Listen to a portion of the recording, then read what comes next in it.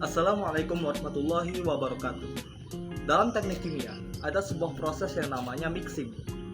Nah, mixing ini artinya sesederhana secara bahasa, yaitu pengadukan. Namun kalau dalam skala besar, dalam skala industri, bagaimana sih mixing itu terjadi? Apakah kita menggunakan sendok? Tentu saja tidak.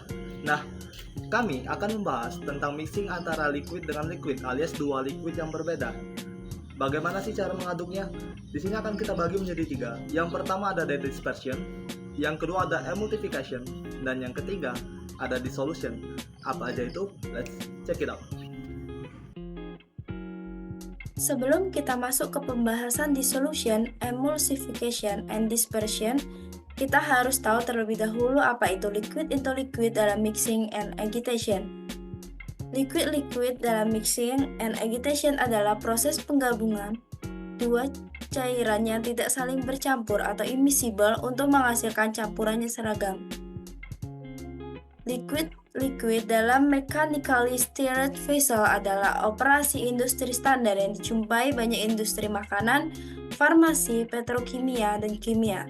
Tujuan dari proses ini adalah untuk meningkatkan kontak yang baik antara dua fase yang tidak saling bercampur dan memperluas luas antarmuka untuk meningkatkan laju transfer massa. Berikutnya dissolution. Dissolution adalah proses melarutkan suatu cairan solut ke dalam cairan lain atau solvent dengan bantuan agitasi atau pengadukan. Faktor-faktor yang mempengaruhi dissolution yang pertama yaitu kecepatan agitasi. Semakin tinggi kecepatan agitasi, semakin cepat laju disolusi. Kedua yaitu viskositas larutan. Semakin tinggi viskositas larutan, maka semakin lambat laju disolusi. Ketiga yaitu suhu. Semakin tinggi suhu yaitu semakin cepat pula laju disolusi. Yang keempat, ukuran partikel solut. Semakin kecil ukuran partikel solut, maka semakin cepat laju disolusi. Agitasi meningkatkan laju disolusi dengan cara meningkatkan luas permukaan kontak antar solut dan solvent, memecah gumpalan solut, meningkatkan turbulensi. Emulsifikasi adalah proses di mana dua atau lebih cairan yang tidak bercampur atau tidak larut membentuk sistem heterogen yang stabil. Emulsifikasi ini melibatkan fase internal atau fase yang terdispersi tersebar sebagai tetesan-tetesan kecil dalam cairan lain. Nah, cairan lain ini disebut dengan fase eksternal ataupun fase kontinu. Contohnya adalah pembuatan lotion, mayonnaise, atau yang sering kita temukan adalah pembuatan susu. Nah, untuk membuat emulsi ini diperlukan energi mekanik untuk mengurangi ukuran tetesan fase internal dan meningkatkan luas permukaan antar fase. Energi ini biasanya disediakan oleh alat pengaduk alias agitator yang menghasilkan aliran cairan di dalam tangki. Selain itu, diperlukan juga zat yang disebut agen pengemulsi atau emulsifier untuk menstabilkan emulsi dengan mengurangi tegangan fase dan mencegah koalisasi tetesan. Nah, agen pengemulsi ini bisa berupa surfaktan, protein, polimer, ataupun partikel padat. Ada beberapa faktor untuk mengaruhi kualitas emulsi ini seperti jenis dan rasio fase internal, jenis dan konsentrasi agen pengemulsi atau emulsifier, jenis dan ukuran alat pengaduk, kecepatan dan waktu pengadukan, suhu, dan juga pH. Secara umum, tujuan dari mixing dan agitasi ini untuk mencapai ukuran tetesan yang seragam dan kecil, distribusi tetesan yang merata, dan stabilitas emulsi yang tinggi. Baiklah, untuk materi berikutnya adalah dispersion. Nah, dispersion liquid into liquid atau cair dalam cair ini merupakan pencampuran dua atau lebih cairan menjadi homogen. Nah, ketika terjadi dispersion, itu memungkinkan kontak sesat antara fase liquid 1 dan liquid 2 atau liquid 3 dan seterusnya dengan tujuan transfer bahan, misalnya pada ekstraksi ataupun selama reaksi. Nah, faktor-faktor yang mempengaruhi antara lain yaitu desain dan juga jenis agitator, kecepatan agitasi, viskositas cairan juga mempengaruhi waktu pencampuran serta sifat bahan kimia serta dan juga suhu.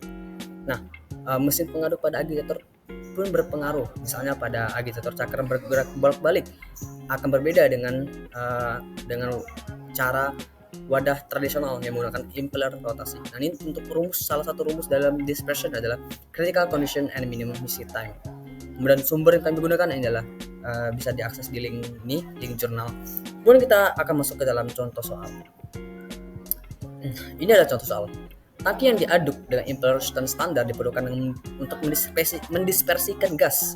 Berarti ini adalah materi dispersion dalam larutan yang sifatnya mirip dengan air. Nah, tangki ini berdiameter 6 dengan impeller 1 meter. Tingkat dayanya 0,4 kWm per kubik. Dengan asumsi turbulen dan keberadaan gas ini tidak signifikan antara gaya dan juga bilangan Reynolds. Nah, jika tangki yang kecil berdiameter 0,5 dibangun untuk menguji proses. Nah, pada kecepatan berapakah impeller harus digerakkan? Oke. Untuk menjawab ini, kita harus menggunakan equipment scaling dengan tangki besar dan juga untuk tangki kecil. Untuk tangki besar dengan rumus P, KDA, pangkat 5 dan N pangkat 3. Di mana 67,8 kali 10 pangkat 3 sama dengan K kali 1 pangkat 5 dikali 4,59 pangkat 3 dengan hasilnya K adalah 701. 67. Kemudian untuk tangki kecil, untuk kita lihat tekanannya itu 0,4 kW kali M pangkat 3 dikali Pi per 4 dikali 0,5 pangkat 2 dikali 0,5 didapatkan hasil 39,35 W. Nah, kemudian kita masukkan ke dalam rumus yang sudah didapat tadi dengan P KDA pangkat 5 N pangkat 3 dengan hasil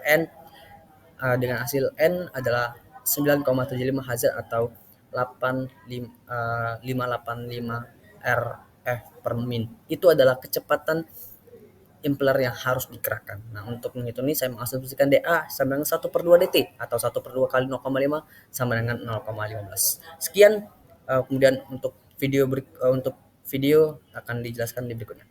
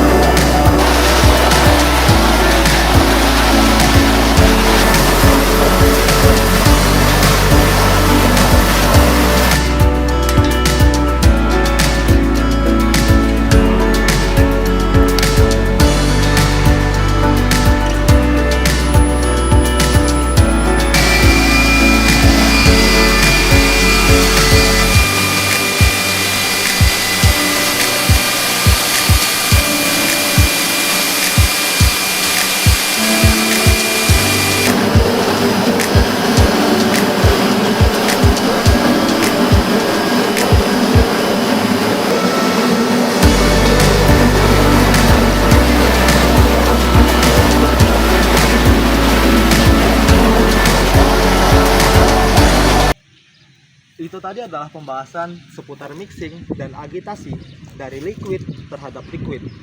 Semoga ilmunya bermanfaat dan sampai jumpa di pembahasan berikutnya.